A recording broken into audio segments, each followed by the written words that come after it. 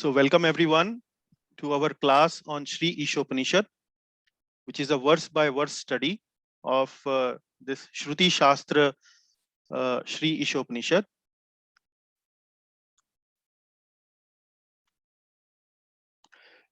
We will be discussing today mantra number 5, and this is our 9th class in this series.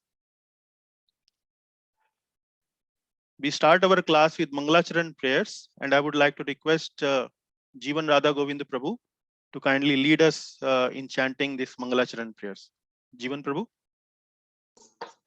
Hare Krishna Prabhu. Hare Krishna Prabhu ji.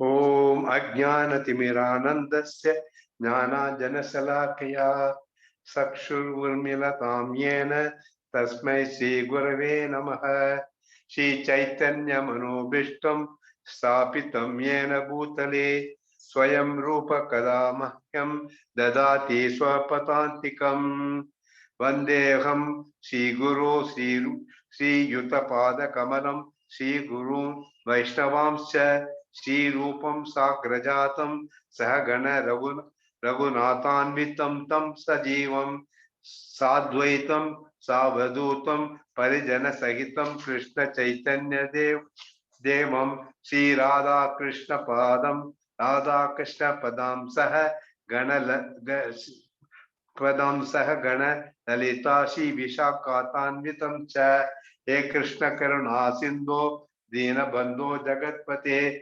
Gopisha Gopika Kanta Radha Kanta Namostute Tapta Kanchana Gaurangi Radhe Vrindavaneshwari Prishabhanu Sute Devi Pranamami Hari Priye Vancha Kalpa Tarubhyacha Kripa Sundibhyaye Vacha Patitanam Pavanebhyo Vaishnavebhyo Namo Namaha Jaya Sri Krishna Chaitanya Prabhu Nityananda Shri Advaita Gadadhara Shivasadi Gaura Bhakta Vrinda Hare Krishna Krishna Krishna Hare Hare Hare Rama Rama Rama Hare Hare Hare Krishna Prabhu. Thank you very much. Hare Krishna Jeevan Prabhuji, thank you very much. Very nice chanting of Mangalacharan prayers. Thank you Prabhuji.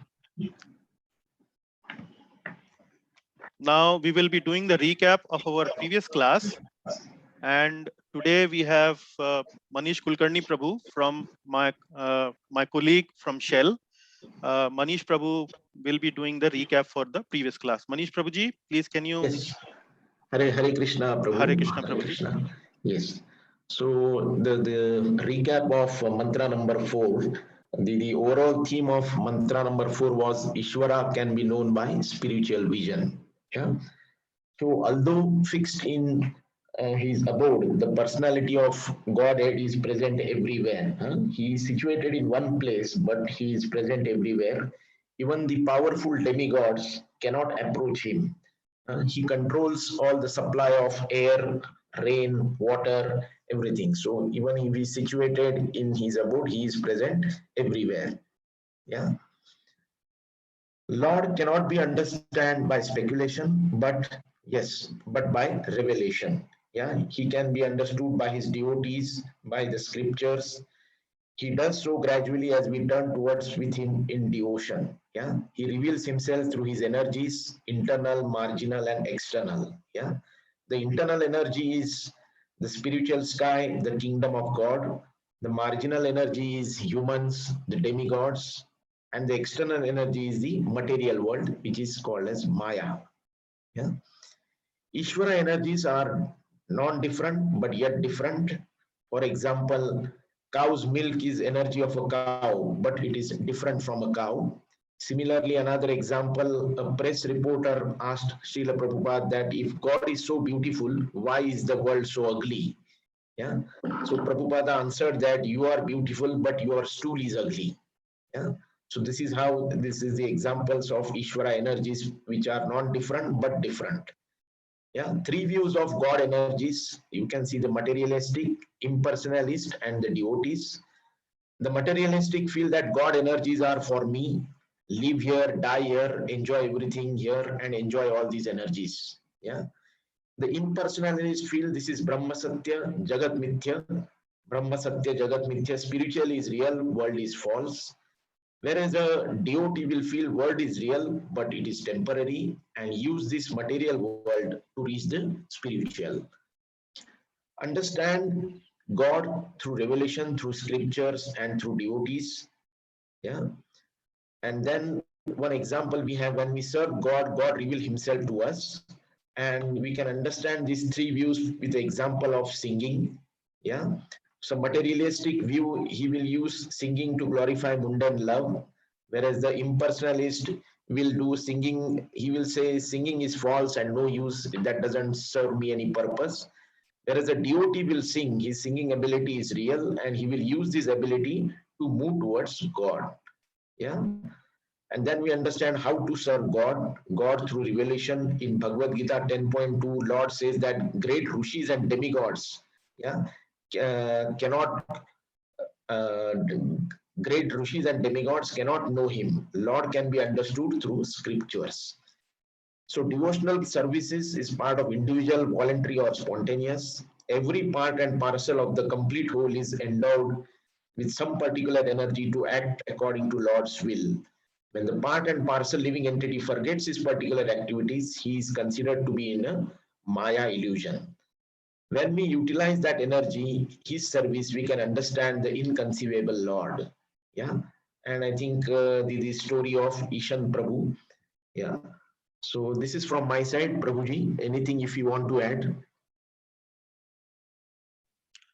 Thank you very much, Manish Prabhu. That was very nicely mentioned, and you covered most of the points. Only one point I would like to stress upon here was the this last two bullet points, which is devotional service is individual, voluntary, and spontaneous. And then we also discussed one small story of a devotee called Ishan Prabhu, who was asking Prabhupada, "How should I serve you?" So the whole idea of mantra number 4 was, we first of all started with that the Lord is inconceivable. We cannot understand Lord by our own efforts. Or maybe to some extent we can understand by the Lord by our own efforts, but not completely. So how do we understand the Lord? We understand the Lord through service of the Lord. And how do we service the Lord? We service the Lord by using the facilities that he has given to us. For example, he has given us talents, he has given us resources, and like that. So we should serve the Lord by our resources, by our talents, by our skills, which is already given to us by the Lord. And then the last point that I was making was that devotional service is individual, voluntary, and spontaneous. So we understand that we can understand the Lord by doing service. But now the question is, how do we serve the Lord? How do we actually decide what service we should, what service we should choose for ourselves in our lifetime to serve the Lord? In that context, we discussed in the end of the lecture these 2 points, which was devotional service is individual, voluntary, and spontaneous. And then we illustrated this whole thing by a story of a devotee called Ishan Prabhu. So what does individual means? Individual means that we have been gifted individually by the Lord in different ways. For example, somebody might be very talented in singing. Somebody else might be very talented in organizing things. Somebody else might be very talented in teaching things or studying things like that. So we need to identify our own self. We need to identify, we have to introspect ourselves, what we are good at or what we like to do. So that is the individual part. And then using that individuality, we should serve the Lord voluntary. Voluntary means it is not by force. It is by the sweet will of the living entity that the living entity wants to serve the Lord. So first of all, identify where we are good at, and then using that skill or using that talent, we should serve the Lord. And then spontaneous devotional services. Spontaneous means it happens when we feel inspired by the Lord. When we feel inspired from inside, then only it happens. So it is a good lesson for all of us that when we request somebody to take to devotional service, specifically people or devotees who are interested in preaching, interested in spreading the message of Bhagavad Gita, Ishopanishad, and so on, they should understand that it is spontaneous. It is not by force. Many times parents say that oh, our children don't go to the temple, our children don't worship as we like. So we need to understand, the parents need to understand it is spontaneous. It is not by force. So we should try to inspire our children or inspire our relatives or friends or to whomever we are wanting to preach uh, by leading, using our own example, by actually teaching people uh, the science of devotional service in the proper way, like that. And hence we illustrated this point by mentioning the story of a devotee by the name Ishan Prabhu. So the story was something like that. When Ishan Prabhu approached Prabhupada, he was continuously asking Prabhupada that, how can I serve you, Prabhupada? How can I serve you? How can I serve you? Prabhupada kept on responding him back, how do you want to serve? How do you want to serve? How do you want to serve? Again and again. And then Ishan Prabhu thought that maybe he's challenging me or he's trying to test me, but Prabhupada kept on repeating that. So ultimately, Ishan Prabhu mentioned, Prabhupada, I think I can serve you by making mridangas, by making these drums which are used for singing kirtans. Because the mridangas that we use are made up of clay. When they come from Bengal to United States or maybe to some European country, in the transit, they break. So let me make some mridangas which are made up of fiber, which are made up of material which cannot be broken. And by doing so, I think I can serve you. Prabhupada said, very good. Now, please go and do what you have just decided. So the whole point is that Ishan Prabhu chose something which he found individual, which he found that he had the talent or he had the energy to do it. And it was voluntary. It was not by force. Prabhupada never forced that Ishan Prabhu should actually do mridanga making and so on. And it was spontaneous. Ishan Prabhu felt inspired to serve Prabhupada. So similarly, we all individuals who are finding it very interesting, the message of Bhagavad Gita, the message of Sri Ishopanishad, who are finding it interesting, we are feeling inspired, and we are feeling inspired to serve the Lord. We should introspect ourselves, find some talent within us, which we think we can use that talent to serve the Lord voluntarily and with some inspiration. So that is something which we should, which is a very powerful message that I wanted to convey in the previous class.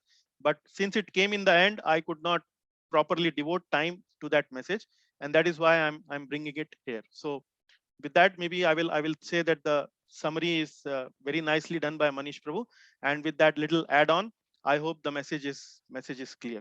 So with that, let us start the proceedings of this particular class, where we will be discussing mantra number 5. So after covering mantra number 4, we will come to mantra number 5. Mantra number 5 once again continues the same theme as mantra number 4, which is how to know the inconceivable Ishvara. How to know the inconceivable Ishvara, the Achintya Ishvara. And in this particular mantra, we will focus more on the another aspect of devotional service or spiritual wisdom, which is understand deity worship as an example of Lord's inconceivability. So you see the picture here, we see the deities here, Radha Krishna deities, and we see number of people are worshipping the deities here. So sometimes people think that this deity worship is simply playing with dolls, or simply it is emotional, it is symbolic, and so on. So we will through this mantra, we will understand how the Lord is inconceivable. Once again, building upon the theme of mantra 4, and a special discussion will be on the deity worship and some important aspects around deity worship, or some important misconceptions around deity worship, we will try to cover in this particular class. So let us proceed. Uh, so once again, reminding you or reviewing the Ishopanishad overview map. This is the whole Ishopanishad from invocation till mantra number 18. We have already covered this first section, invocation to mantra number 3, where we understood that the Lord is complete. Lord is perfect, and since Lord is complete, Lord is perfect, and those who follow the Ishvara, those who live in harmony with the rules and regulation uh, made by the Ishvara, actually feel very satisfied. They are very happy. If they don't live life as per the Ishvara, the Ishopanishad mentions that such people are Atmaha. They are the soul killers. And then, so from the first section, we understand that the Ishvara is complete and perfect. From the mantra number 4 till 8, which is the section 2 of Ishopanishad, we now want to understand who is this Ishvara. He is perfect and complete, but how to know this Ishvara, how to understand this Ishvara. So the underlying message, the overall theme of this mantra number 4 till mantra number 8 is that Ishvara can be known by a spiritual vision. How to look at this whole thing, how to have that vision, वो हमारा दृष्टिकोण क्या होना चाहिए भगवान को देखने के प्रति, that is what is mentioned in mantra number 4 till mantra number 8. And most of the time when people don't turn to Ishvara, it is because they don't have the right vision to look at the Ishvara. They don't have that drishti, they don't have the view to look at the Ishvara. So when we say drishti or view, let me give you an example here of a doctor. When you go to a doctor, the doctor asks you a few questions, and then he immediately recognizes or diagnoses that you have XYZ disease. How the doctor is able to say that? Because the doctor has the vision to understand, he has the knowledge, he has the vision to understand the human body, the malfunctioning of the human body, and that is how he predicts, okay, diagnosis that this is the disease you have. Similarly, when we understand about the Ishvara, when we understand about the attributes of the Ishvara, we get that spiritual vision, we get that knowledge, we get the eyes to look at the Ishvara and appreciate the presence of Ishvara in our life. So this is the main theme of mantra number 4 till mantra number 8, that the Ishvara can be known by spiritual vision. And let us now focus our attention on specific themes of mantra number 4 till mantra number 8. So mantra number 4 till 8, we have covered mantra 4, and fifth mantra is the same theme, which is Ishvara is inconceivable to our normal intelligence. So how do we understand him? That is what we are discussing. Then mantra number 6 till 7 is, first of all, we need to develop a spiritual vision by seeing the worldly things, events and people with equanimity. And then we further develop this vision and direct it to the Ishvara and who can help us to understand him. So we will cover these mantras in our coming classes, but let us now go back to mantra number 5, where we want to understand how Ishvara is inconceivable to the normal intelligence, which is the same theme we discussed in mantra 4, but let us now build upon the same theme. Okay, so the mantra number 5 is now flashing on your screen in the slide. I will chant this mantra. This is Anushtup Chand, 8888, total 32 syllables. Tad ejeti tannai jeti, tad dure tadvantike, tad antarasya sarvasya, tadus sarvasyasya bhahyatah. Tadechi tad tannai jeti, tad dure tadvantike, tad antarasya sarvasya, taddu sarvasyasya bhahyatah. So I have color coded each of these lines and translated each of these lines in English below. So let us look at the meaning of each of these lines. Tad ejayati tannai jayati. Tad ejayati. Ejayati means walk. Tad ejayati. So it is saying tad is referring to Ishvara. What we are studying Isho Upanishad. So it is referring to the Ishvara. Tad ejayati tannai jayati. So the Lord moves and does not move also. So ejati also means walk, it also means move. So the Lord moves and tan nai jeti, he does not move also. Then tad dure tad vantike. Dure means far, antike means near. He is far away and he is near as well. Then tad antarasya sarvasya. Sarvasya means everything. Antarasya means inside. Tad means again referring to the Supreme Lord or the Ishvara. So the Ishvara is within everything. And then again, the contradictory statement, tad u sarvasya asya bahyata. Tad u sarvasya asya bahyata. Bahyata means outside, bahya, outside. And then it says he is actually outside of everything. Tat sarvasya asya bahyata. Everything means all pervading. Yeah. Okay, I got a message. My video is off, so I've switched on the video. I hope you can see me now. Okay, so the let us now look at the important word meanings of these words. Ejayati. Ejayati means walks or moves. Antike means very near. Antar means within. Like you see the word antaryami. Antaryami means who knows everything what is going inside. So antaryami. So the word antar actually means within. And then bahyata means external to. So that is those are four important words from this words. And the idea is that if you remember these words, the remembrance of the words becomes very easy. If you can read the shloka and you can remember the shloka very easily. Now let us see what Srila Prabhupada has translated this mantra. The Supreme Lord walks and does not walk. He is far away, but he is very near as well. He is within everything, and yet he is outside of everything. Now, this is something which is very, very mystical. And let us see a broad understanding. The first impression of this mantra, what do we get? How do we understand this mantra when we just read it? And what is the first impression that we get? So the first impression we get is it is describing some personality, which is Ishvara, in a very mysterious word, very mysteriously. It is saying it walks but does not walk. He is very far but very near. He's inside everything but outside everything, which is very, very contradictory, which is kind of opposite. How can something which we say that it walks, but at the same time it does not walk? It is far, but at the same time it is very near. It is inside everything, but it is outside everything. So these are something very confusing, mysterious. And as we have been discussing in our previous classes, the language of Upanishads is like that. It is mysterious, it is puzzling, it is baffling. It keeps on the reader thinking, imagining, speculating. What actually is this? What are they talking about? So that is the nature of this shastra, which we known as Upanishads.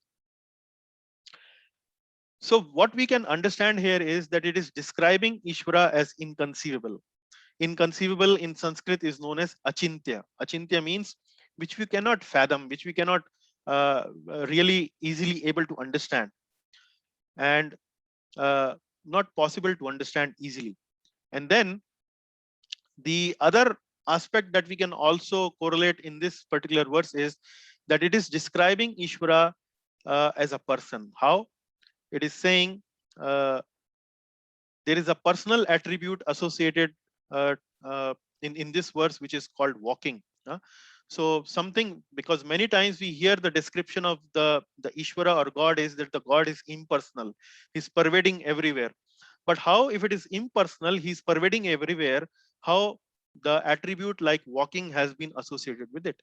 So if we look at these kind of scriptures like Upanishad, we will find at various places there are attributes which are personal in nature. For example, the Lord smiles, the Lord becomes angry, and the Lord walks, the Lord controls, like all those things. So we see that that Ishvara is a person. The hints are given in the Upanishadic texts also. Okay, now focusing primarily on the mantra number 5. The mantra number 5, the purport has been given by Srila Prabhupada. It has 10 paragraphs. I have listed here till 9 paragraphs, the purport. And each of the paragraph is based on a certain theme. And that's how, based on these themes, Srila Prabhupada actually has built up the whole discussion of mantra number 5. So in paragraph 1, he says that the Supreme is inconceivable. paragraph number 2 is how absolute truth is far but near. And in order to further make that point very clear, Srila Prabhupada further brings this topic of deity worship. He explains this concept, how the absolute truth is far but very near. So the absolute truth, the Ishvara, is actually near to us in the form of a deity. But not many people understand that particular point. They see simply the deity as maybe a statue or an idol, or maybe simply a little more. If they want to go a little further, they think that it is a symbol. It is simply a symbol made out of convenience and so on. So let us discuss this point and try to discuss some of these myths, some of these questions, some of these doubts around deity worship when we go to those slides. And then another point is how to understand that the absolute truth is far but near. We understand that when we surrender to the Lord, when we surrender to the Lord, we actually become close to the Lord. So that has been discussed in paragraph number 6. And then similarly, the concept of nirguna and saguna is in paragraph number 7. And how absolute truth is all pervasive yet separate. So the last line of this verse is yad antarasya sarvasya and yad tu sarvasyasya bahyata. He's inside, he's within everything, and he's outside everything. So we will understand this with the help of two pastimes, which Srila Prabhupada has mentioned in the purport. So let us now analyze mantra number 5 based on the themes that Srila Prabhupada has given. So first of all, the Supreme is inconceivable. How do we understand that? In this verse, we see that there are contradictions given. It has been mentioned that the Ishvara walks, but he does not walk. Ishvara is within, Ishvara is without, Ishvara is outside also. Ishvara is very near, Ishvara is very far. So what is this meaning? What is this indicating? It is indicating that the Lord is inconceivable power. It is indicating of Lord's inconceivable power, which is Achintya Shakti. Achintya, as I've been mentioning, is inconceivable. We cannot easily understand them. Then, so what do we need to understand here? One of the attributes of Ishvara is, or the Supreme Lord is, that the Supreme cannot be understood by logic.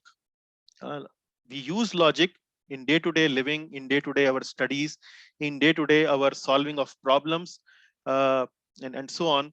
So logic is a very powerful tool. Logic is a very powerful means to understand the world around us. But when it comes to the Supreme Lord, the Supreme Lord cannot be understood by logic. And that, what does it mean? Is the Supreme Lord illogical? Is God illogical? No, it does not mean that the Supreme Lord is illogical. But what does it mean is that the Supreme Lord is translogical. Translogical means it is even beyond logic. Even logic cannot explain the Supreme Lord. The Lord is beyond logic. So let us now, first of all, understand what does it mean by translogical. It might appear a very fancy word to you, but let us see what does it mean by translogical. Translogical means that the logic is subordinate to God. Everything that we understand around us is through logic, but if we can explain everything about God through logic, what would it mean? It would mean that even logic is more powerful than God. So if logic can explain everything about God, that would mean that the God can be bound by logic, which is not possible. By definition, when we say God, God means supreme. Supreme means we can understand few things about God, but God will have certain other things also which we cannot understand about him. And that is how what makes him supreme, what makes him inconceivable, what makes him achintya. So we can understand this fact is by when we say translogical, or God is not illogical but translogical, by this analogy of God is sun and logic is like torchlight. Logic is like torchlight means that when we are in the dark, we use torchlight to navigate the place. If the electricity goes away and we have to navigate the place, we use torchlight to navigate the place, and the torchlight help us to understand where we are going, where we are heading, and solves our problem. However, when we show the torchlight to sun, the sun that rises in the sky, when we show the torchlight to the sun, it is actually immaterial. It doesn't make any sense, because the sun is so effulgent in itself. We cannot use torchlight to actually understand the sun. So that what it means, that the God is actually beyond logic. God is not within the reach of logic. God is actually beyond logic. So torchlight is something which is very tiny in front of sun. So that is what it means. Now let us understand this particular part, translogical, logical, and inconceivable by way of some examples. Now, sometime, once a devotee challenged Prabhupada. Prabhupada was giving a class, and this devotee, who was a student in Prabhupada's class, he challenged Prabhupada with a question. He asked Prabhupada this question: Prabhupada, can God create a stone which he cannot lift himself? Now, this was a very loaded question. It has something, it says, it has a paradox, it has a contradiction in itself. It says, can God create a stone which he cannot lift himself? The stone is so heavy that he himself cannot lift, but he can create that stone. So let us see how Prabhupada answered this question. Prabhupada said, yes, he can create a stone which he cannot lift. So Prabhupada did not deny that he cannot create such a stone which he cannot lift. But then, after making a little pause, Prabhupada said, but then he will lift it. But then he will lift it. So what does it mean? Prabhupada is trying to say that yes, God is something, he's so powerful that he can create something which he even cannot lift. But at the same time, he is so omnipotent that he will lift that particular thing also.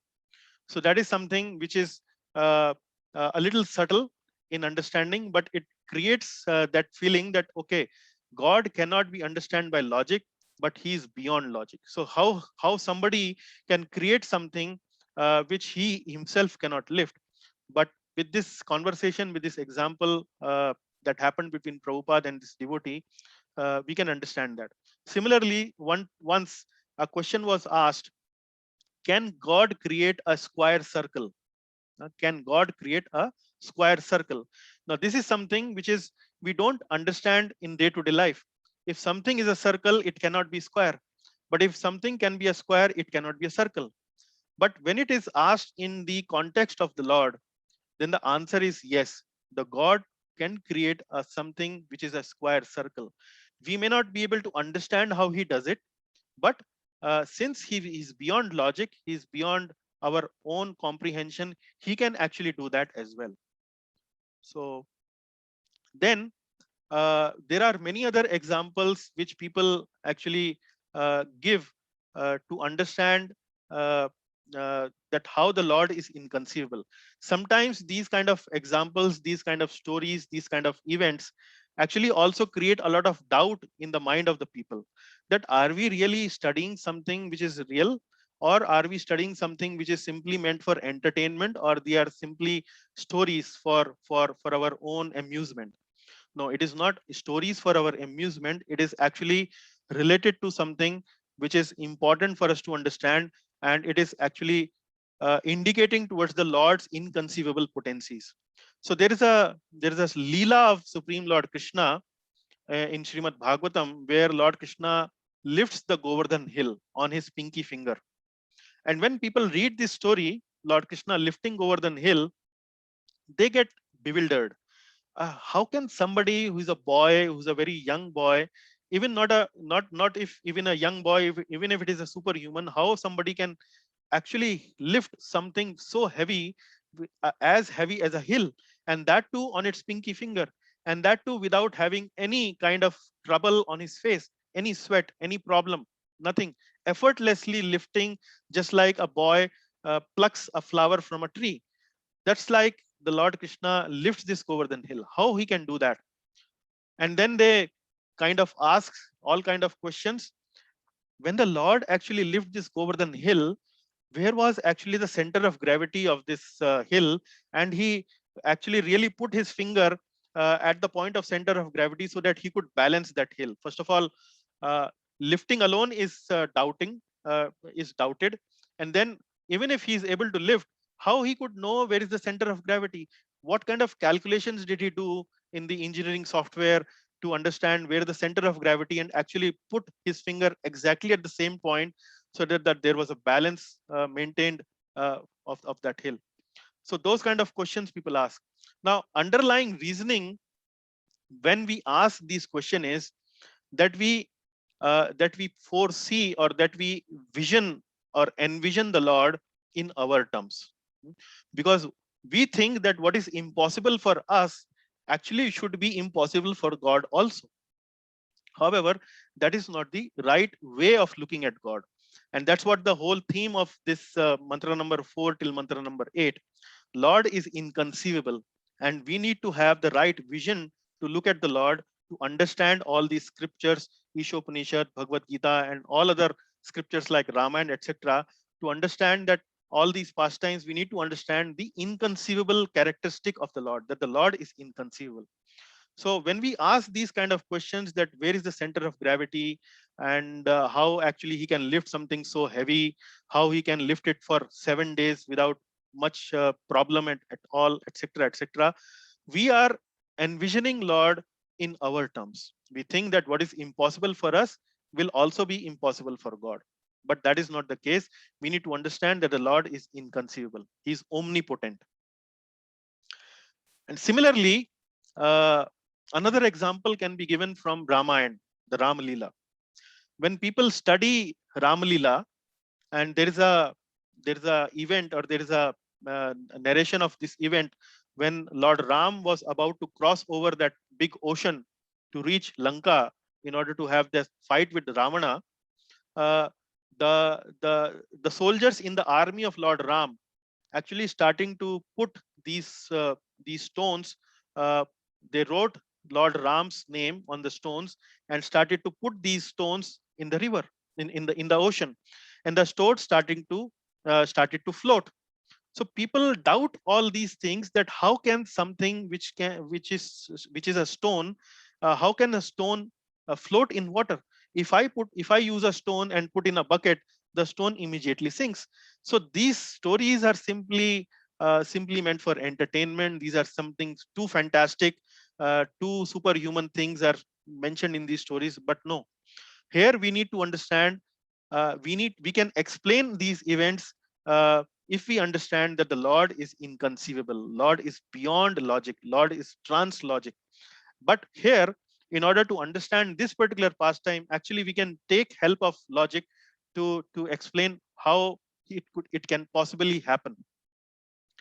So we understand from these scriptures that Lord actually creates everything. Lord creates big universes. Lord creates big worlds. Lord creates all these material creation.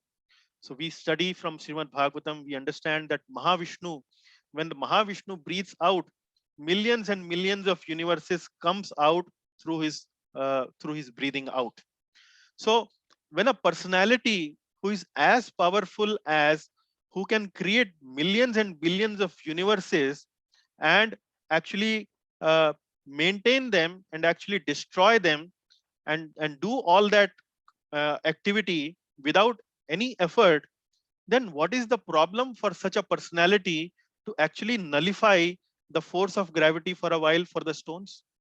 It should not be a big problem for him. He's actually the chief engineer for everything. And when he's the chief architect, when he's the chief engineer, he knows the system in and out. He can create situations where there may be gravity, or there may be more gravity, or there may be weightlessness, or there could be no gravity, and so on.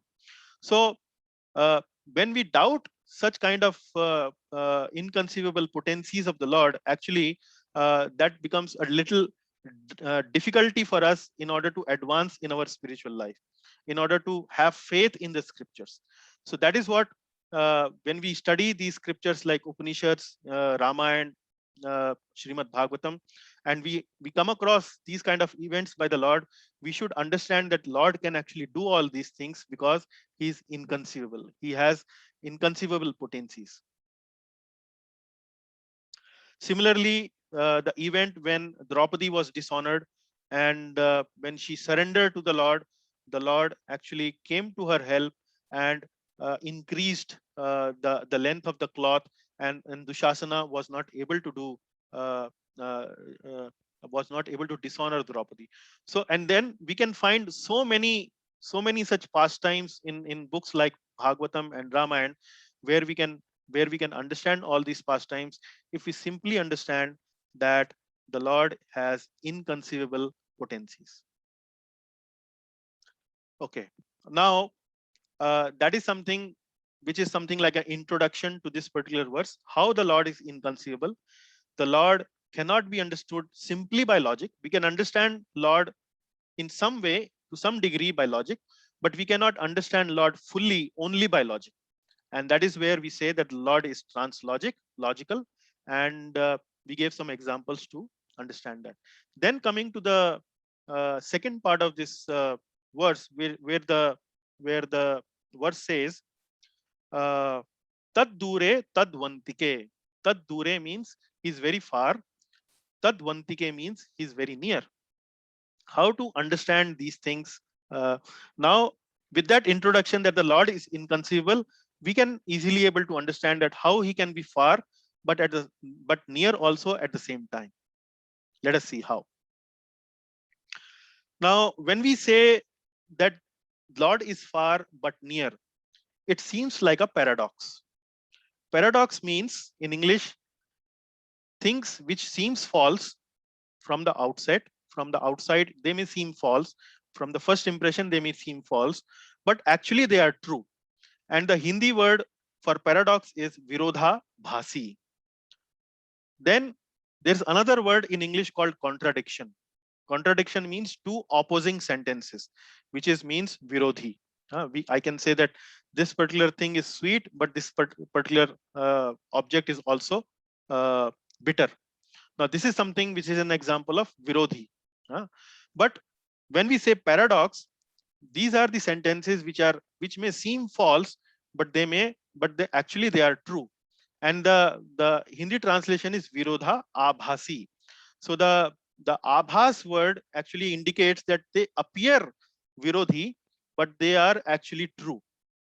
And an example for that particular paradox is, or one particular paradox is, that sometimes we say that the least corrected papers are the most corrected ones. So like when the student write these exams, and if somebody make this statement that the least corrected papers are the most corrected ones, so it might sound a little opposing, that how you can say that these are least corrected, but then you can also say they are most corrected. What does it mean is that the least corrected papers means the students who have written everything correct, the teacher will have to do the least correction in those papers, and that is why they are the most corrected. So similarly, this is the paradox. The Lord is far but near, and let us see how to understand this far and near paradox. How absolute truth is close? The absolute truth, or the Ishvara, is close as Paramatma. Absolute truth is closest to us. Paramatma means what? We have understood from our previous classes that the absolute truth has three features. He has a feature of Bhagwan. He has a feature of Paramatma, and the third feature is Brahman. Brahman is all pervading. Paramatma is the localized feature where he is situated in the heart and every atom. And Bhagwan means he's actually situated in his own abode. He has his own place where he resides and perform pastimes, perform activities with his associates. So how we can understand that the absolute truth is close, is very near to us? We can understand when we understand that absolute truth, Paramatma feature is there. And as Paramatma, he's actually situated within our heart.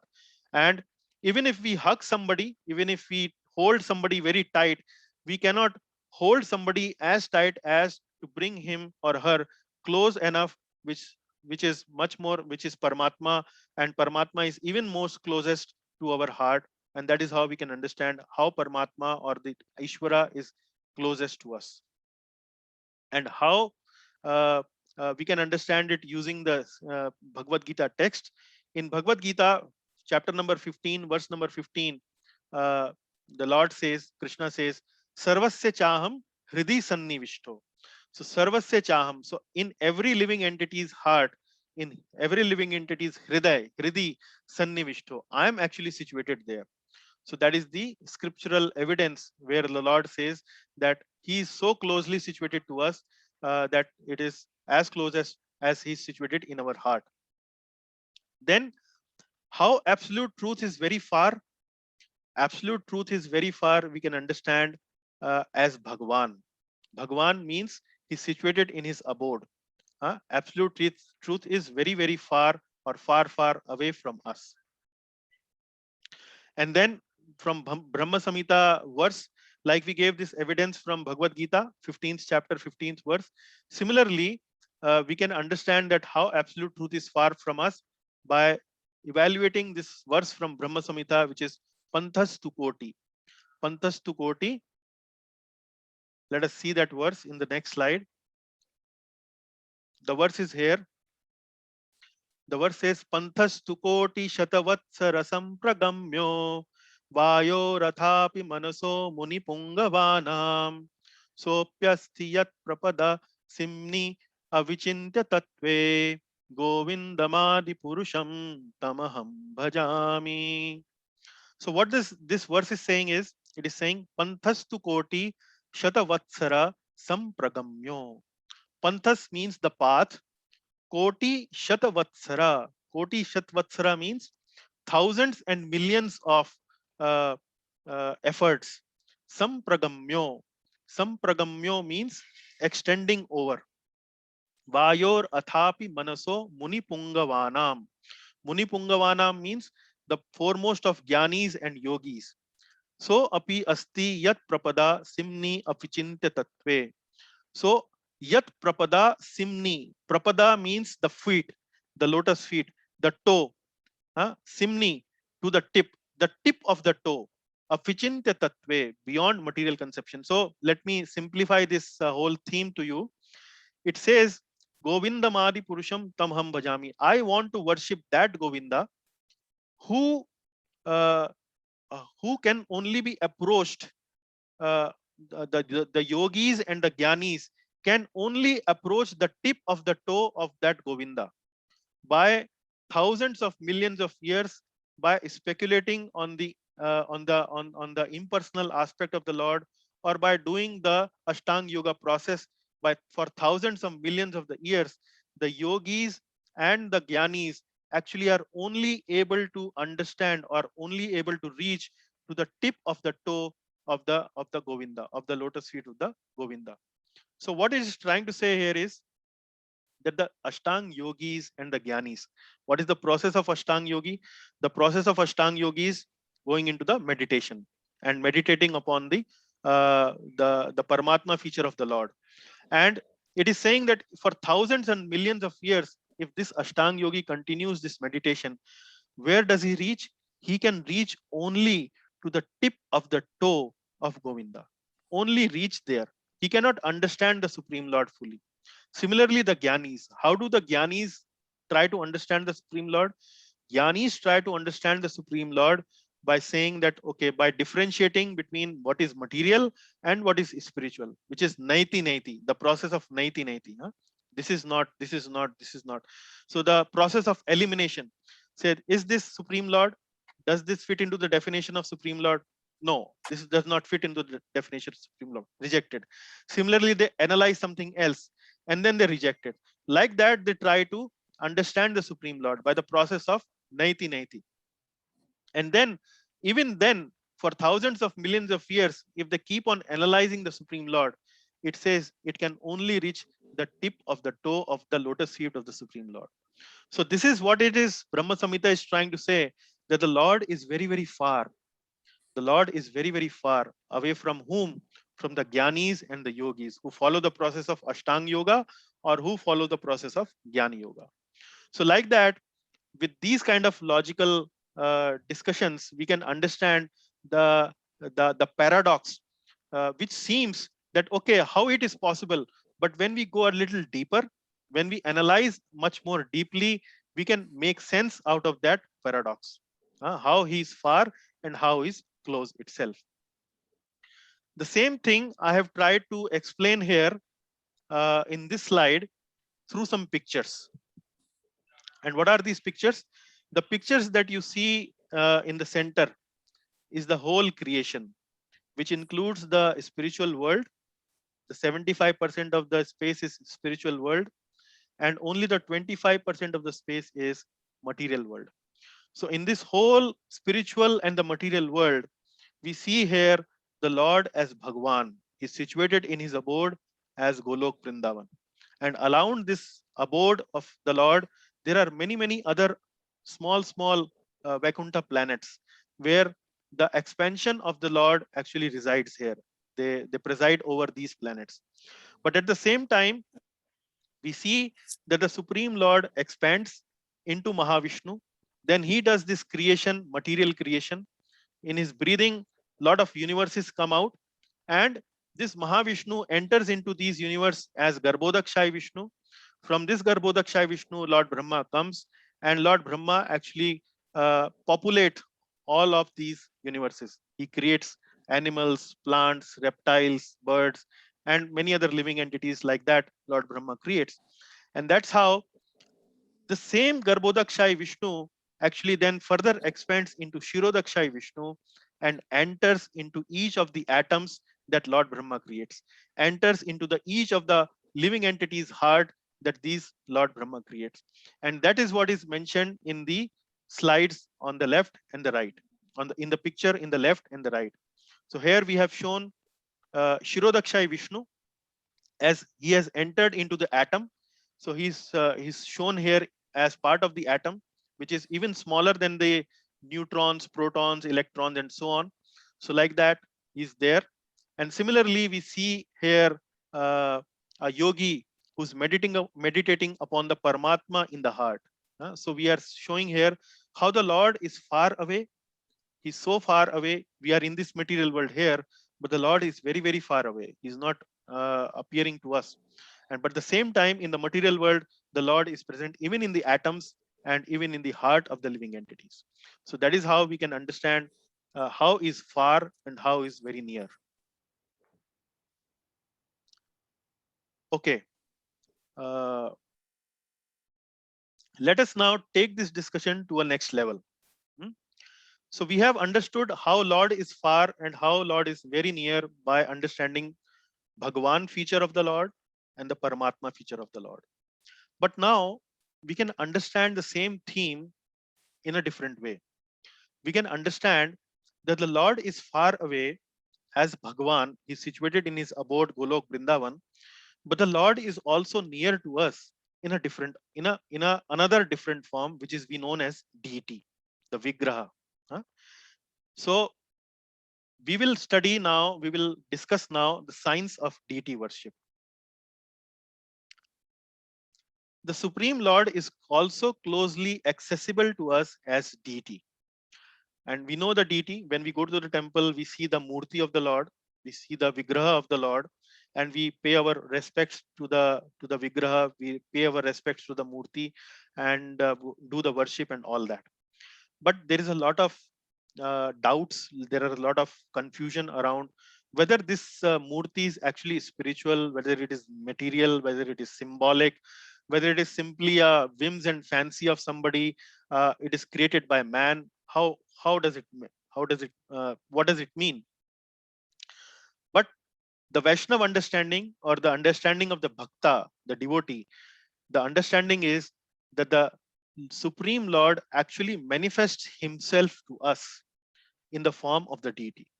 So when we go to the temple and we look at the deity, the bhakti understanding or the devotional understanding or the Vaishnava understanding is that the deity is non-different from the Lord. He is actually the Lord. He is non-different from the Lord. And let us now understand how does that concept we can explain. But first of all, let us see what other religions of the world, some other religions of the world look towards deity worship. So there is a class of people who's known as iconoclasts.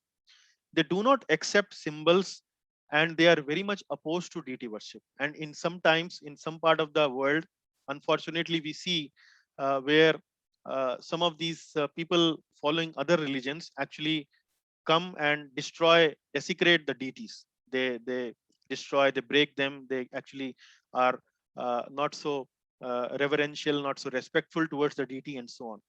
And they give this reason by for their activity, for their actions. These iconoclasts or these kind of religious people, the reason they gave is, the argument they gave is, God cannot appear as matter. Why? Because God is unlimited. And if we uh, create something like a deity, it is actually it is actually limiting God. This is limiting God. So that is the argument these people give. God cannot appear as matter. And when we make these deities, when we do this worship, it is actually limiting God. But now the the logic is, or the counter argument to their argument is, what they are trying to say is, God cannot come in a form. So when they say that God cannot do this, or God cannot come in a form, it is actually limiting God. So when we say that God cannot come in a deity form, is in other terms, it is actually limiting the power of God, limiting the potency of the Lord. So for God, when we discuss about God, we cannot say God cannot do this, something like that. We cannot say. So when some iconoclast religionists, they say that God cannot appear as matter because it is actually limiting God, but they don't understand that when they make this statement that God cannot come in a form, actually by doing so they are limiting God. Now, how do we understand this? We can understand this particular thing with the help of an analogy.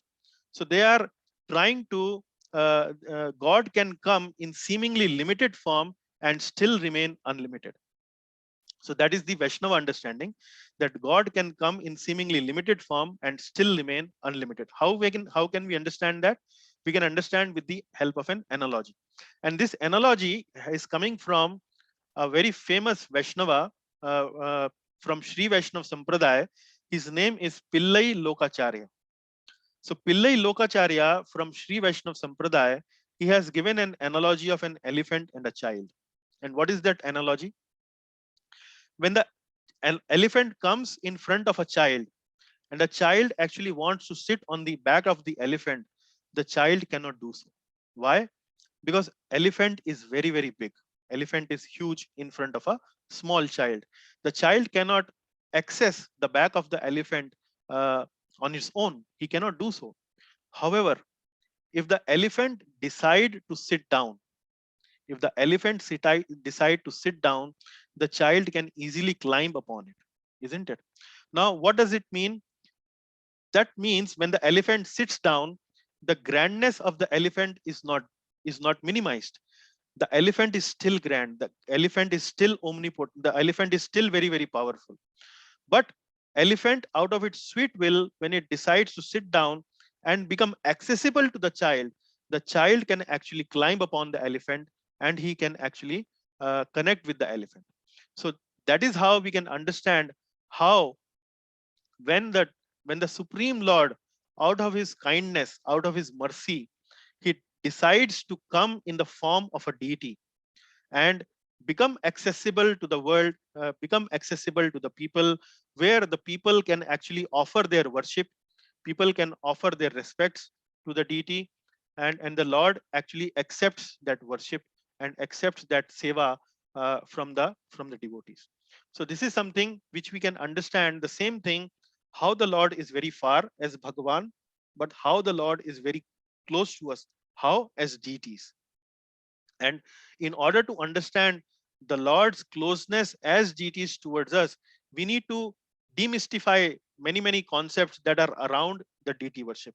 And this is with this help of the analogy of the elephant and child, we can easily understand how the Lord, out of his own kindness, how the unlimited Lord uh, become limited only to become accessible to us and still remain unlimited.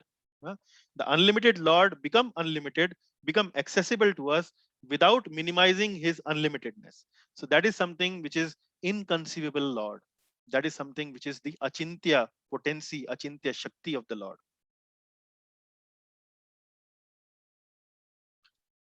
Now, as I was mentioning, that let us have little more discussion around deity worship. So there are many myths around deity worship. People have different misconceptions around deity worship. It is important for us to demystify all these myths and understand them. What is the devotional way to look at the deity worship? So some of the frequently asked questions or frequently asked raised challenges around deity worship. Let us see that. So there is a difference between deity and a statue. As I was mentioning in the previous slide, deity is something which is non-different from the Lord, and a statue is something which could be any sculpture, which could be any piece of art, but deity is something special. It is non-different from the Lord.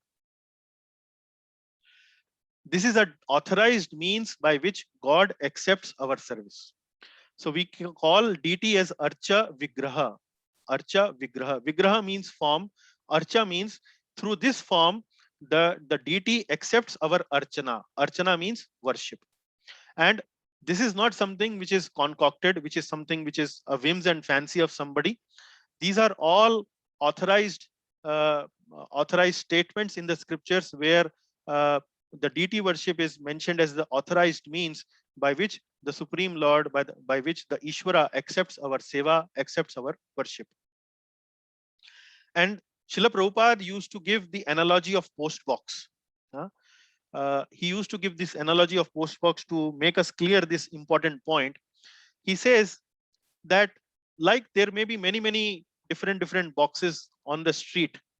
However, when we put our letter only in a particular type of box, which has been authorized by the post office, then only that letter actually goes to its destination. It reaches to another person.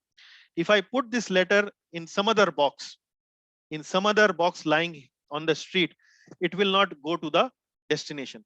Why it is so happening? Because that particular letter box which we see on the street is actually authorized by the postal department of the government of India. Similarly, in this universe, the Lord has arranged in an authorized way this means of deity worship, this means of Archa Vigraha. He has, out of his kindness, out of his mercy, he has descended as Archa Vigraha to accept our service, accept our seva, and that's how he does it so through the form of deity worship. Then there are people who sometimes say, okay, when you say that this is Supreme Lord and he is non-different from Lord, then how do you explain that when there is a fly flying in the temple hall and then it sits on the head of the deity and the deity can't even move their hand to remove that fly? Similarly, they also challenge this notion that the deity is non-different from the Supreme Lord when somebody actually misbehaves towards the deity. Sometimes some people of some other religions, out of their own ego, out of their misunderstanding, when they break the deities, then people say, if the deity was non-different from the Supreme Lord, how can the deity cannot save themselves? They should be able to save themselves. But here we need to understand that every avatar or every incarnation of the Lord is different and has its own purpose. So when the Lord descends as deity, he descends it for the purpose of accepting service, for the purpose of accepting seva. When the Lord descends as deities, he does not descend to show his omnipotence, to show his all that he's all powerful, that he can do everything. He doesn't do that. It is only meant for accepting service. So when somebody breaks the DT, or when somebody when the DT is not able to remove the fly, how we should understand it? We should understand it in a way that the Lord is appearing to us in order to accept his seva, accept our seva, but we are so negligent. We are so negligent in our seva that when the fly sits on the head of the DT, we are not able to remove that fly. That is how we should look at it. We should look at it as our part, as negligence on our part, rather than seeing is that it is a failure on the omnipotence part of the Supreme Lord. We should not look at it like that. But uh, so the DT is meant to extend God's accessibility and not God's omnipotence. So that we need to understand. It is a purpose. The purpose of DT worship is to only accessibility, for accepting our service. But how does God shows his omnipotence in this world? For showing God's omnipotence in this world, God doesn't necessarily need to come to this world. He's so omnipotent, he can simply destroy us by creating a small virus. Now you can see what's going on around the world. A small virus has created havoc, has created naak mein dam on every in every country, in every place. People are not able to manage even a small virus. So God is so omnipotent that if he has to show his omnipotence and he has to create fear out of in the heart of people, he can simply do it by creating some small monster, some small virus, and then everything will be wiped out. It is not a difficult job for the Lord. Another way of looking at it is, in general, how does the Lord displays his omnipotence in this world? The Lord in general displays his omnipotence in the world through the agency called time. Through the agency called time. So in Bhagavad Gita 11.32, he says, Kalo asmi lokakshaya krit pravraddho. So he's telling to Arjuna that actually, Arjuna, I am Kal. I am time. Time I am. And what is the feature of this time? Time destroys everything. Time destroys everything. Now people know that everything in this world has its life, has its some duration. It can be only be created for some duration, and after that duration everything deteriorates. And how does that happen? That happens through the agency called time. So the Lord displays his omnipotence in this world through the agency called time. And Bhagavad Gita verse 32, chapter 11, it says, Kalo asmi lokakshaya krit pravraddho. Pravraddho means completely. Kalo asmi, I am time. Lokakshaya krit, completely. Lok means world, kshaya means destroy, krit means do, pravraddho means grandly, greatly. I destroy everything through the agency called time. That's how the Lord displays his omnipotence. And if he want to displace even more omnipotence, he can do it very easily. He's situated here as Paramatma in our heart. He can give us heart attack anytime. So that is not a big problem for the Lord. So that is how we need to understand the concept of deity worship here. Similarly, our Vaishnavacharya Srila Bhakti Vinod Thakur has explained deity worship at 3 levels. Srila Bhakti Vinod Thakur has given these 3 levels. One is Jadmaya. So at the Jadmaya level, the person looks at the deity simply as a statue. He might look at it as a piece of art, as a doll, as a simple means of entertainment, as something which is innovative, something like that, in the Jadmaya level. And this is the vision of the materialists. Materialist means people who don't believe in God, people who don't understand about God, people who don't understand the details about God. That is their vision, Jadmaya. Then comes the next level. Next level is Manomaya. At the Manomaya level, it's a little better than statue, but still not completely fully understanding the deity worship concept. At the Manomaya level, the person looks at the deity worship as symbolic representation of the absolute truth. It is simply a symbol. Like example can be given. For example, we have our country, India, and we have this tricolor flag with a chakra in between. and we identify this flag as India, as a symbol representing India. So at the Manomaya level, the person simply look at the deity as a symbol. Now, what is the who's the vision of these people are? Who are these people? These are the impersonalists. So the concept of impersonalist is that the deity is actually simply a matter of convenience. Hmm. Absolute truth, or the Param Satya, is impersonal. It is all pervading. It has no features. It has no qualities. Nothing. It is simply all pervading, uh, uh, uh, all pervading light, and that is how the absolute truth can be defined as. But since we are now embodied, we are now coming in a body, we cannot really understand this absolute truth, which we are calling it as all pervading. It is everywhere. We cannot understand it. So out of convenience, in order to help us understand the absolute truth as impersonal, let us create something which is a form like a human form. And this is a symbol of a human form, and we can understand this absolute truth in this form, and we can offer our worship. We can try to understand the absolute truth by offering our worship and doing all kind of activities, and that is how we can ultimately understand the absolute truth as an impersonal. So for impersonalist, deity worship is simply is a matter of convenience. And what they say is that ultimately we have to go even beyond this form, and then we have to actually worship the absolute impersonal whole. That is what the impersonalists say. However, the devotees who have this Chinmaya understanding, at the third level is Chinmaya, they don't understand the Supreme Lord as statue or a symbol. They understand that the absolute truth is actually non-different from the deities. The deities are same as absolute truth, as we discussed in the previous slide. And this is the understanding of the devotees or the Vaishnavas. So now coming to the next part. So we have understood how the Lord is far, how the Lord is near, with two concepts so far.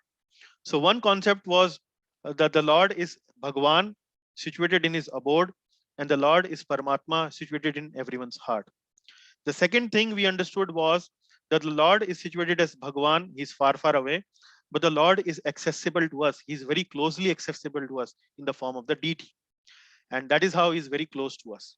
So two ways we have understood. But now the third way is what Srila Prabhupada is explaining in his purport in paragraph number 6. He says that once somebody surrender and then surrender as per the direction of the Lord, he can also actually come close to the Lord. What he's trying to say here is, he's quoting Bhagavad Gita number 4.11.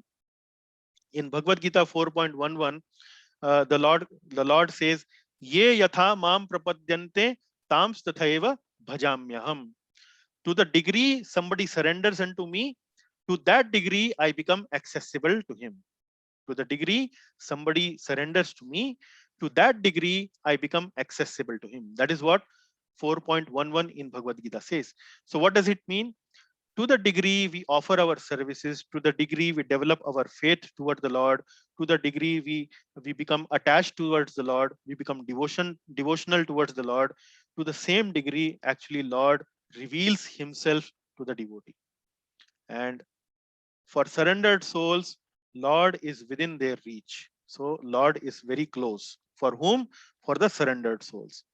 And for the non-surrendered souls who don't accept the Lord's supremacy, who don't accept these scriptures like Bhagavad Gita and so on, Lord is far, far away. Lord is far, far away. So that is the third way we can understand, in the form of surrender, in the form of service, in the form of our faith. We can understand how the Lord is far and how the Lord is close to us. Then, associated with all these concepts, there are concepts of Nirguna and Saguna. So that is discussed by Prabhupada in paragraph number 7. And the impersonalists say that the Lord is Nirguna. Nirguna means he doesn't have any qualities. What does it mean is he's actually far, far away. So that is what the understanding of Ishvara or the Lord in terms of the impersonalists. But the personalists, like the Vaishnavas and the devotees, they understand that the Lord is Saguna. Saguna means he can become accessible. He has form. But his form is not material in nature, and he can become accessible by the way of his form. So that is the fourth understanding of how the Lord is far and how the Lord is close to us. By when we say Nirguna, the impersonalist trying to say the Lord is far away. But when the personalists say that the Lord is Saguna, that means he has the form, we can actually perceive him, and this form is not different from the absolute truth. That is where the personalists say that the Lord is very close to us. So that is the Nirguna and the Saguna part. However, in this particular concept, there is a difference the way impersonalists look at the meaning of the word Nirguna and Saguna, and the personalist the way they look at the meaning of the word Nirguna and Saguna. When the impersonalists look at the word Nirguna, they actually analyze or they actually translate the word guna as qualities. And when they say that the Lord is Nirguna, means that they are trying to say that the Lord has no form, no qualities. Actually, it is all pervading, it is all everywhere, all pervading Brahman. That is how they say. But personalists, they don't translate the word guna as qualities.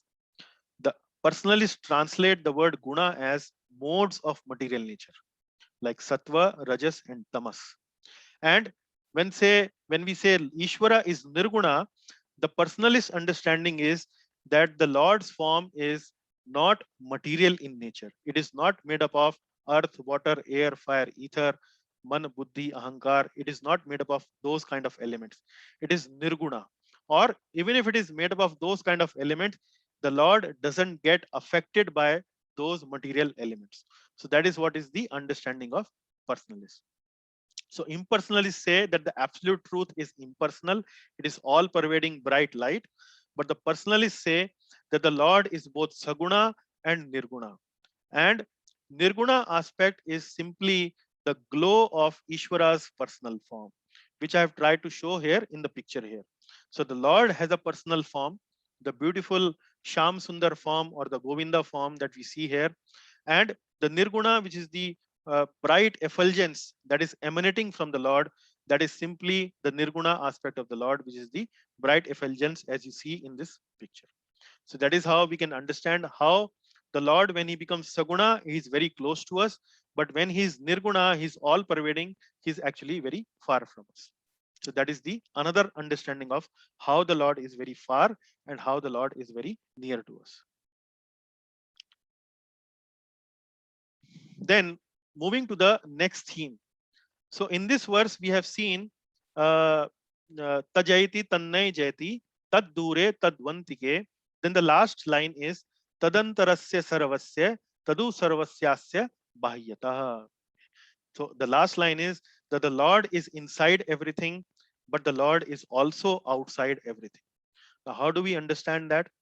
So Lord is inside everything. We have given this one explanation a little bit earlier ago, when we said that the Lord is situated as Paramatma in the atoms, and the Lord is actually situated in the heart of every living entity as Paramatma.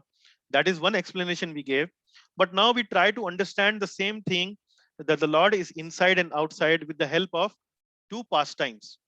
One of the pastime is Hiranyakashipu and Prahlad and Narsingdev. That is one pastime where we understand that how the Lord is inside everything. And the second pastime is the Mrid Bhakshan Leela. Mrid Bhakshan Leela means when the Supreme Lord Krishna actually ate clay, ate some dirt, and when Yashoda Mai asked him to open his mouth, then that revealed something to the Yashoda Mai. So let us first of all see what was the pastime of this Hiranyakashipu and Prahlad and Lord Narsingdev.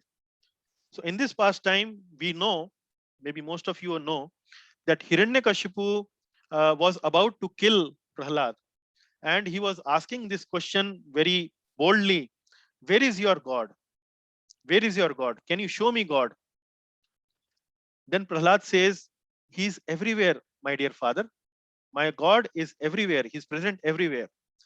Then Hiranyakashipu says, is he in this pillar? He points out to a particular pillar where he was present there, and he specifically asks, pointing to that pillar, is he present in that pillar? Then Prahlad says, yes, my dear father, he's in the pillar too. Then Hiranyakashipu actually smashes the pillar, and in order to keep the word of his devotee, Lord appears in the ferocious form of Lord Narsingadev. Now, what does this say? This actually indicates the God is within everything. The Lord was present in the pillar itself. And we can understand from this pastime that how when Hiranyakashipu broken that pillar, Lord Narsingadev appeared in front of Hiranyakashipu. So we will not go into the detail of this pastime, but that pastime actually tells us that the Lord is within everything. Hiranyakashipu just randomly asked, is he there in the pillar? And when he smashed the pillar, the Lord appeared from there. Similarly, there's another pastime which is the Mrid Bhakshan Leela. Mrid means clay, Bhakshan means to eat, and Leela is the pastimes. So in this pastime, what happens is that the Lord Krishna was playing together with his brothers and his friends once in his courtyard of Maharaj Nanda, and he eats some clay, he eats some dirt from the ground, and then when he eats that dirt or clay, uh, his brother Balaram and other friends goes to Yashoda Mai and complains about Krishna. He says that they say that Krishna has eaten clay. Why don't you stop him, because he's eating clay? And then Mother Yashoda goes to Krishna and asks, have you eaten clay? Krishna says, no, I have not eaten clay. He lies to his mother. Then if you are not really very sure, if you don't really believe me, my dear mother, I can open my mouth, and I can open my mouth and you can see that I have not eaten any clay. And you will clearly see, you will clearly understand that my brother and my friends are actually lying. They're actually not my well-wishers. And then Lord Krishna opens his mouth. Mother Yashoda says, okay, that is a good proposal, my dear son. Please open your mouth. And when Lord Krishna open up his mouth, Mother Yashoda saw whole creation inside Lord Krishna. She saw everything, lot of universes being created. She saw time. She saw all the three modes, Sattva, Rajas, Tamas. She saw everything that is needed to create anything in this universe. Not only she saw all those things, but she also saw Vrindavan. She also saw her house. She also saw that in her house she was sitting there and feeding Krishna her breast milk. She also saw that. So what does this pastime indicate? This pastime indicated that God is outside everything too. Everything is inside God. That means God is outside everything too. So this is with the help of these two pastimes, we can understand that the Lord is inside and outside also. So like that, we can conclude this class. From this verse, we understand that how the Lord is inconceivable, and Lord cannot be understood by logic. He is translogic, uh, and in order to understand Lord, we have to take the help of the scriptures. We have to take the explanations as given by our acharyas, as understood by the senior devotees, and so on. And that is how we can easily understand how the Lord is inconceivable. He is far but near also. He is far as Bhagwan, but he is near as Paramatma. He is far as Bhagwan, but he is very close and accessible to us as the deity. He is far as in his Nirguna aspect, but he is very close to us. He is accessible to us in his Saguna aspect. He is far for those who are not surrendered. He is close to those who are surrendered to the Lord, and he is inside and he's outside. We can understand from the pastime of Lord Hiranyakashipu, from the pastime of demon Hiranyakashipu and Narsingdev, and we can also understand that from the Mrid Bhakshan Leela pastime. So like that, if we understand that the Lord is inconceivable, our faith in the scriptures, our faith in the Shastra increases multifold. And when we have this faith, it is very, very beneficial. It is very, very potent for the progress of our spiritual life. So with that, thank you very much. All glories to Srila Ishopanishad. All glories to Srila Prabhupada. Now we can have discussion, take questions and comments. Thank you very much. Hare Krishna.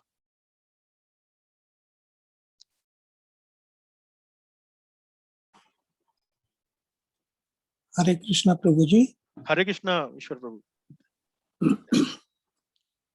If I make a small suggestion Mhm. and accept that God is inconceivable and accept it through and through, then where is the need for having these deities as models? If from our heart, from our brain, we accept that this is something inconceivable, we accept the truth and follow this religiously, truly from the bottom of our heart, is there still a need for having models and photographs and rituals and all those Yeah, things? because I think an intelligent mind can do without also. This is what I like to think at the moment. Maybe I change after some time, but right now, this is my feeling. yeah. So when we understand Lord, as we have discussed in the previous mantra, we don't understand the Lord whimsically. Whimsically means by our own endeavor. Now Okay. you can decide to choose as per your liking, as per your sweet will. That is your entirely your prerogative. I'm not going to interfere in that, but I'm going to present an explanation to why we don't do it like that. So when we say that we don't understand God whimsically, we mean that we understand God as God wants us to understand. And where is that information? That information is revealed to us through the revealed scriptures like Gita, Srimad Bhagavatam, Ramayana, etc. So that is one point. And in these scriptures, what has been mentioned about the Archa Vigraha, what has been mentioned about the deity worship, as I was mentioning in my class, we don't call them as statues or we don't call them as idols. We call them Archa Vigraha. Archa Vigraha means that they accept our service, that they accept our devotion through the deities, through that form. And these forms are not something whimsical. These forms are made as per Shastric rules and regulations. And these are authorized by the scriptures. And when we offer our service to these forms, the Lord accepts. So the Lord is everywhere. Lord is all pervading. So, but the scriptures recommend us to offer our services through the deities. When we offer our services through the deities accept it. And I gave you the example of the post box. When we post a letter in the post box, it goes to its destination. But when you post the letter to some ordinary box, it will not go anywhere. That is how Prabhupada has explained it. So the first line of argument was that this is an authorized way and means to offer as per the scriptures, and we cannot understand God or offer our services to God whimsically. We have to follow as has been revealed in the revealed scriptures, as has been openly discussed and mentioned in the revealed scriptures. And when we do so, the Lord actually accepts our service, and that is actually an authorized way to offer our service. Yeah. Excuse me, why do we want to remain traditional in our approach? See, text, spiritual texts are all right, but isn't there any recent advances or something like we have things in science? We also call it a science of God, isn't it? Yeah. So why don't we entertain some new ideas or some new concepts as the world is changing? Maybe in God realization also, because isn't there anything new to look up to? Because the knowledge, as we have been explaining and discussing in the previous classes, we have been given this knowledge by the perfect being, the Supreme Lord. So the knowledge doesn't have any scope for improvement because it is coming from the perfect being. So the knowledge is perfect. It has no scope for improvement. The scope for improvement is there in the knowledge of this worldly knowledge, because it is coming from an imperfect being, the human being. So the human being, by the faculty of its research and development, they try to explore, they try to research, and they try to gain some knowledge. That is how we. So one is deductive method, and one is ascending. One is descending method. One is ascending method. Ascending method means we try to investigate everything, then we develop some knowledge. After maybe some years, we get a little better about it. We say that no, like we have this Covishield. Now, right Right. now, before 4 to 6 months was a good period. Then 6 to 8 weeks became the good period. Then became now the recent one is 12 to 16 weeks is the good period. And how are they doing? They are basing it some logic. They are basing it some studies and so on. So that is the way of the human beings, pratyaksha, scientists. They do it like that. But Right. this knowledge, which is coming from the scriptures, which is coming from the revealed scriptures, it is coming from the perfect being. So since it is coming from the perfect being, it is perfect in nature. So there is no further scope for changes and improvement in that knowledge. So the Okay. devotees simply accept that knowledge. They understand, they get trained through the specific teachers who have mastered this knowledge, who have understood this knowledge, who have not only understood it, they have also realized this knowledge.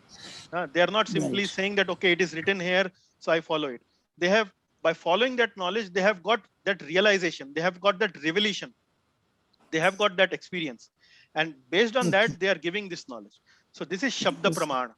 And Shabda Right. Praman is perfect by definition because it is Okay. coming from the perfect source. Thank you. Yeah. Okay. So any other point, any other discussion? Prabhuji, I would like to ask Yes, Mataji. Anupama. See, I have similar questions like the other Prabhuji. Like, means I like to chant, I like to read the scriptures, I like this satsang, but I can't make myself do deity worship. So will I not be a good devotee? Means will I fall short because I am not No, doing? no.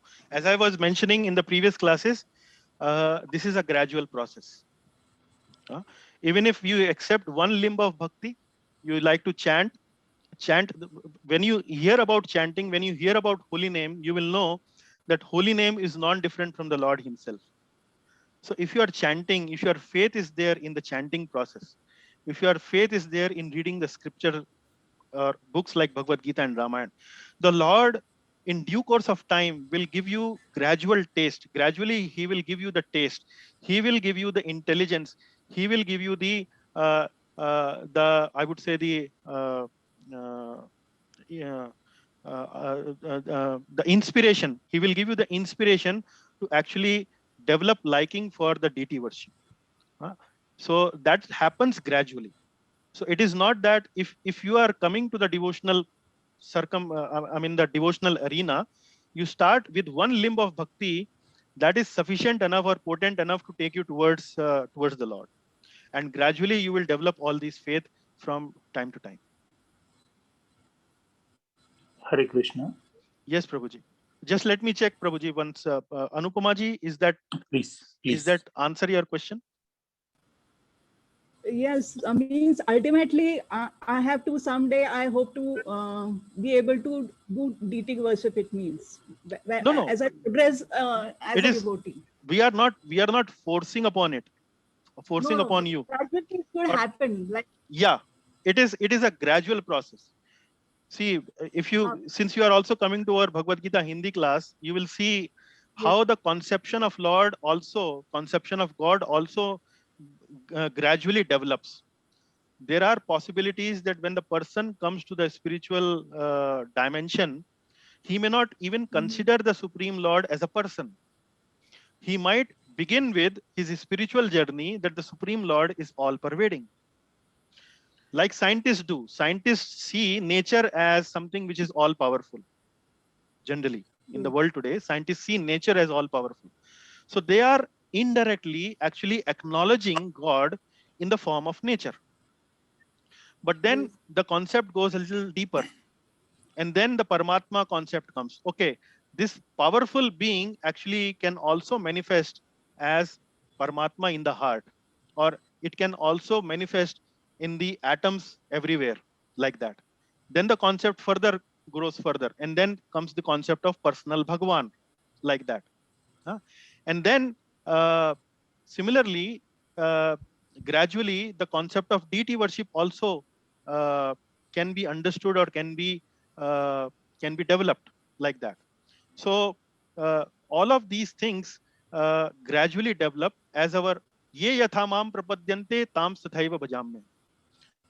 The Lord says, to the degree the person surrenders to me, to that degree I reveal myself to him. So we have understood from Ishopanishad first section that everything belongs to God. The Lord is complete, Lord is perfect, and we need to accept our own quota. But this knowledge is not easy to digest. For a living entity who is roaming around in this whole material world again and again in cycles, it is not easy for this living entity to digest that everything belongs to the Supreme Lord. And by doing this devotional process, by doing this service, slowly and gradually, this realization actually manifests in our heart that everywhere actually it is Lord's. Even I am Lord's. मैं भी भगवान का ही हूं. ये भावना जो है वो धीरे धीरे आती है, और उस भावना को लाने के लिए जो प्रोसेस है वो है भक्ति, जिसमें श्रवण, कीर्तन, पाद सेवनम, स्मरण, वंदनम, इस प्रकार के 9 विधाएं हमें भगवान ने दिए हैं शास्त्रों में, और उनके माध्यम से हम इन्हें भगवान तक पहुंच सकते हैं. जी. Thank you Prabhu ji. Okay, thank you. Yes Kartar Prabhu ji, बताइए. हरे कृष्णा. हरे कृष्ण प्रभु जी. सादर प्रणाम. सादर प्रणाम. इसका मतलब तो what I feel now that till I'm using my own man and